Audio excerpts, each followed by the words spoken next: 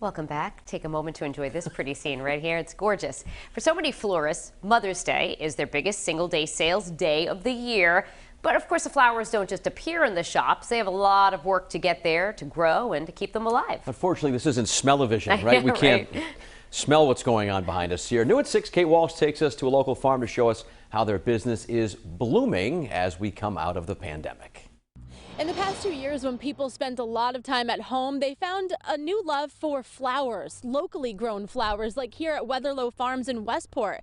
And the farmers here say it's kind of been a silver lining of this time because people are coming here to buy bouquets. And on top of that, they now have Mother's Day and a busy event season coming up. We raise about 350 varieties or so of flowers. They're gifts from Mother Nature, but to have rows and rows of perfect tulips like this, or greenhouses soon to be bursting in color, takes a lot of hard work. Flower wrangler. That's Phoebe Poole at Weatherlow Farms, a livestock and cut flower operation in Westport. It's a lot of planning ahead, which I don't know that everyone really realizes. She said flowers started to blossom just a few weeks ago in April, but the planning for this season started a full year ago. Even before there were all the supply chain issues, for instance, these ranunculus or even the tulips, kind of the rule of thumb is when we first start harvesting a certain type of flower, we should be ordering that like bulb or seed for the following year. So when the pandemic was in full bloom in the spring of 2020, so too were the flowers they had planted months prior.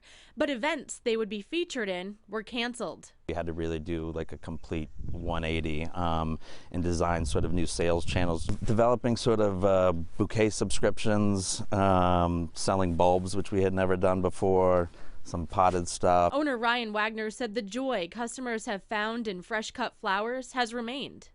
We've been trying to ramp up with our labor team, with our workforce, and have had good success doing it. I mean, it's certainly been full of challenges, and I think all small businesses have felt that.